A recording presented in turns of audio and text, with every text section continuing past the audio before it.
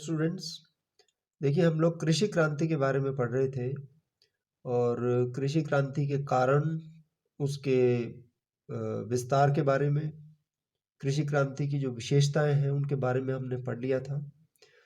और last class में हम कृषि क्रांति के प्रभावों के बारे में पढ़ रहे थे। मैंने आपको कुछ प्रभाव इसके बताए थे, जैसे कि इससे ग्राम समुदाय का अंत हो गया था कृषि क्रांति से।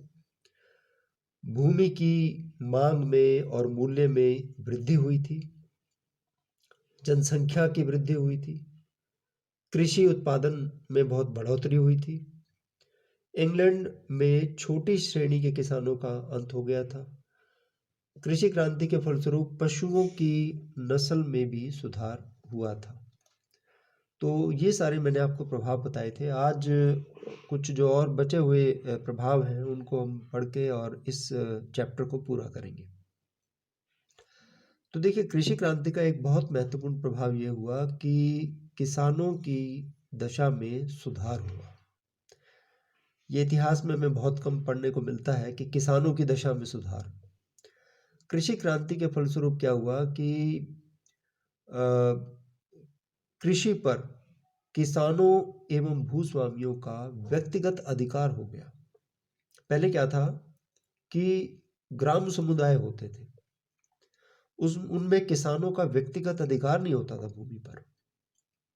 लेकिन मैंने आपको बताया कि ग्राम समुदाय का अंत हो गया, तो अब किसानों का अपनी भूमि पर व्यक्तिगत अधिकार हो गया। अब वो अधिक से अधिक मुनाफा कमाने के लिए, यानी प्रॉफिट के लिए, अब उन्होंने खेती बाड़ी करनी शुरू कर दी और उन्होंने कृषि में आधुनिक औजारों का, बीजों का, विभिन्न प्रकार की नई नई खादों का प्रयोग करना आरंभ कर दिया। ठीक है, जो उस समय प्रचलित हो गई थी। तो इससे क्या हुआ कि कृषि उत्पादन में बहुत ज्यादा वृद्धि हुई। अब जमींदार से लेकर किसान के पास अनाज का इतना उत्पादन होने लगा कि वो अपना पेट भरने के पश्चात भी जो सरप्लस था, जो अधिशेष था, उसको बाजारों में बेचकर वो अतिरिक्त धन कमा सके।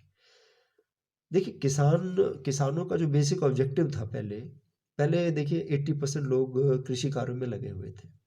इसका ऑब्जेक्टिव यही था कि अपना पेट भरना है, 2 वक्त की रोटी मिल जाए।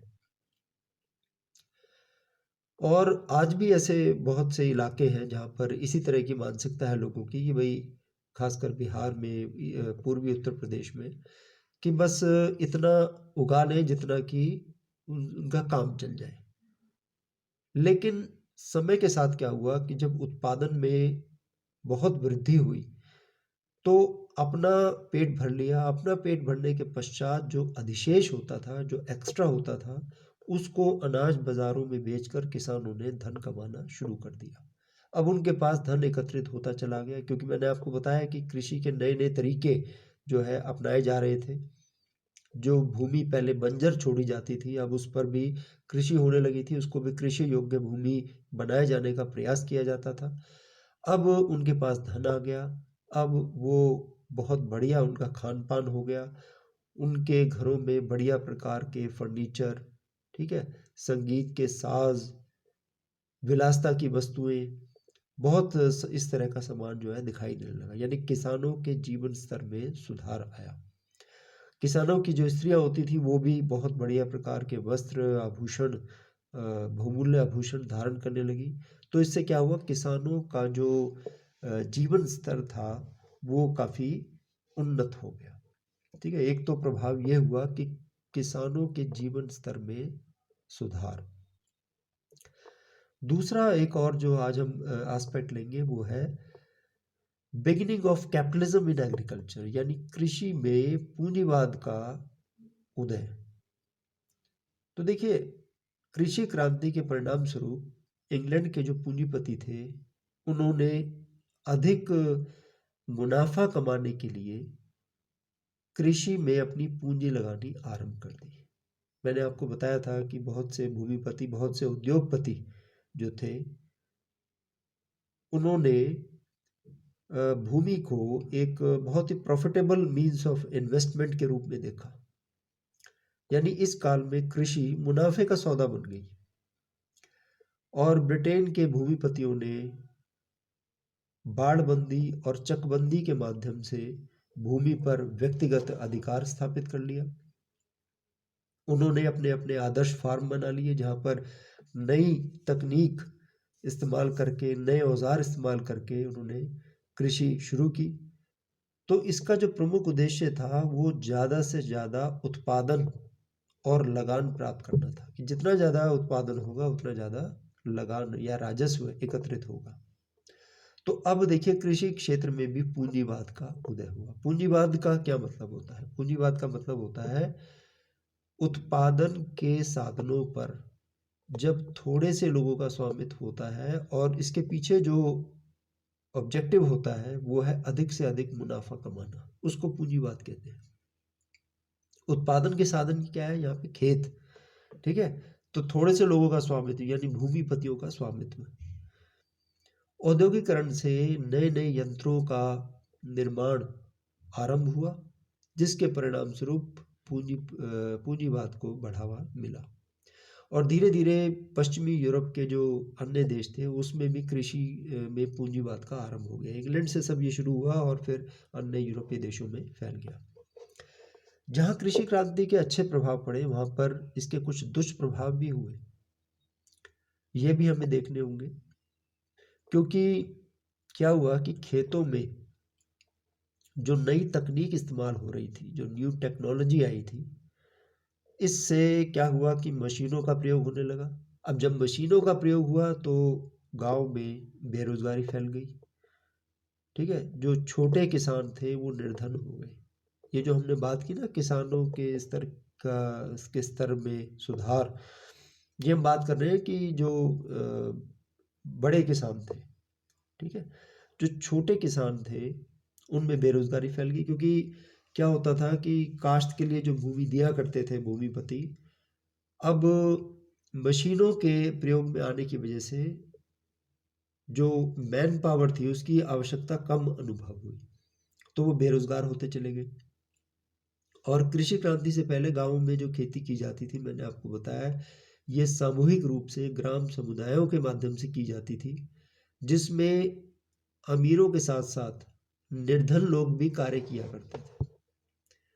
लेकिन अब ये जो कृषि अर्थव्यवस्था थी ग्राम समुदाय वाली, वो समाप्त हो गई और भूमि पर बड़े बड़े पूंजीपतियों और जमींदारों व्यापारियों का अधिकार हो गया।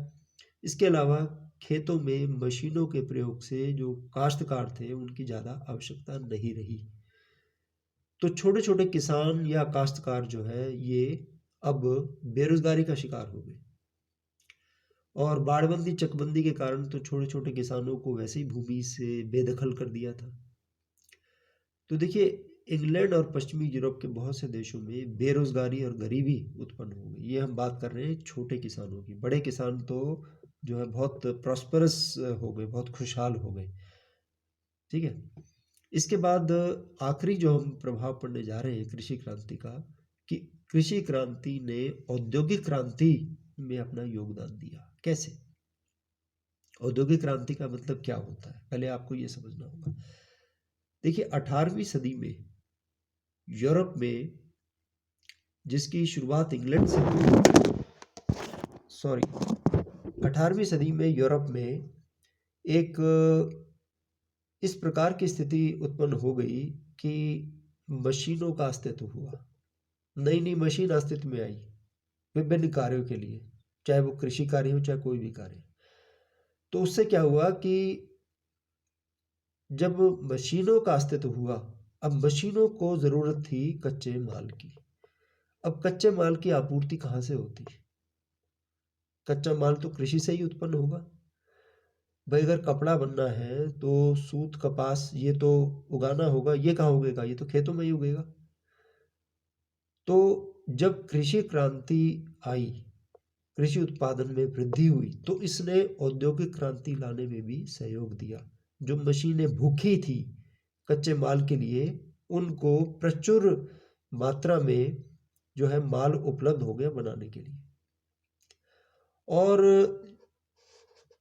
अब उन्होंने कारखानों में मजदूरों के साथ काम करना शुरू कर दिया, जो किसान भूमिहीन हो गए थे ना, कृषि क्रांति के कारण जो किसान जिनका रोजगार छूट गया था। मैंने आपको बताया कि कई किसान तो शहरों में चले गए थे अपनी भूमि छोड़कर, कई भूमि से बेदखल हो गए थे।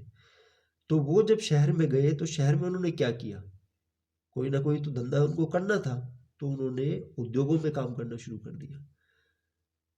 तो जब वो गांव से बेरोजगार हो गए तो शहरों में उनको रोजगार मिल गया, उद्योगों में उनको मशीन चलाने के लिए जो है ना वो श्रम के रूप में उनको आसानी से उपलब्ध हो गया। तो धीरे धीरे 18वीं 19वीं सदी में जब नए नए औजारों यंत्रों का प्रयोग शुरू हुआ तो इनको बनाने के लिए और इनमें काम करने के लिए जो है मैन पावर की जरूरत पड़ी। और मैन पावर कहाँ से आई? कृषि क्रांति से। कृषि क्रांति की वजह से जो बेरोजगार हो गए थे, तो इस प्रकार से कृषि क्रांति ने औद्योगिक क्रांति को भी प्रोत्साहित किया या योगदान दिया। तो ये चैप्टर आपका पूरा हो गया। 2 चैप्टर हमने कर लिए, एक तो एग्रीकल्चरल रेवोल्यूशन जो आज हमने पूरा किया है, और उससे पहले हमने वाणिज्यवाद किया है। ठीक है, अब आप इसको जो है ना साथ साथ पढ़ते रहें, रिवाइज करते रहें। किताब अगर आपके पास है तो बहुत अच्छा है, नहीं है तो आप इसको मंगा लें। और अगर कोई मंगा नहीं सकता है तो अगर आप कहें तो मैं इसकी फ़ोटो भी भेज सकता हूँ, आप व्हाट्सएप पे कम्युनिकेट कर देना। Thank you.